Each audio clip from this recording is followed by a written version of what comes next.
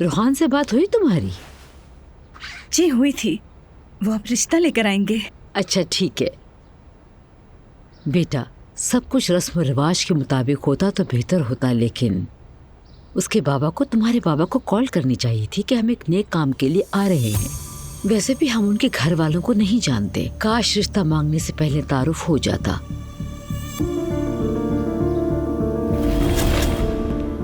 रूहान ने तो मुझे नहीं बताया कि आज घर में सफाई होने वाली है। अच्छा खैर, जल्दी से कपड़े बदल लो, सफाई का सामान वॉशरूम में ही है। रूहान 3 दिन से बीमार है, घर बहुत गंदा हो रहा है, इसलिए अच्छी तरह सफाई करना, ठीक है?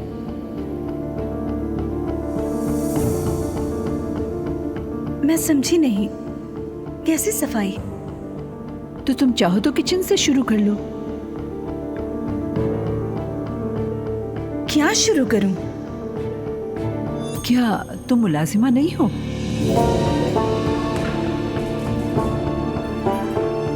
क्या मैं आपको सफाई करने वाली मुलाजमा लगती हूँ? बताएं। मैंने तुम्हें ऐसे देखा तो मुझे लगा कि। क्या मतलब कैसे देखा?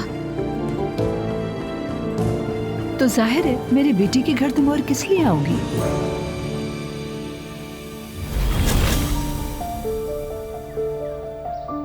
तुम रूहान से कह दो कि उसके बाबा तुम्हारे बाबा को फोन करें ताकि रिश्ते की बात आगे बढ़ाई जाए।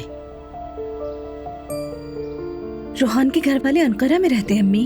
तो क्या हो गया, रिश्ता मांगने के लिए तो यहाँ आएंगे ना वो लोग। जी जी आएंगे इंशाल्लाह, लेकिन यूं फौरन नहीं आ सकते वो लोग।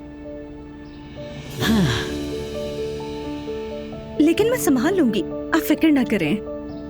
ठीक है, अगर रूहान से बात हो जाए तो तुम्हारे उमर अंकल को भी खबर देनी है और ज़ैनब लोगों को भी बताना होगा, क्योंकि वो दुआ की अम्मी है, और मेरी समदन भी। फिर तो बहुत सारे काम हैं, तैयारियां भी करनी है ताकि सब कुछ अच्छे तरीके से हो जाए।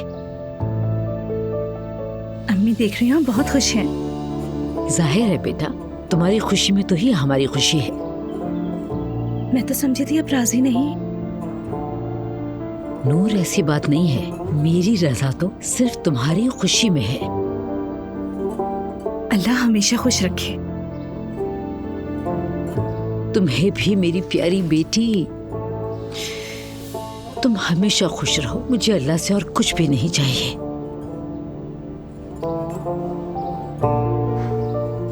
इंशाल्लाह अम्मी। चलो अब मैं चलती हूँ।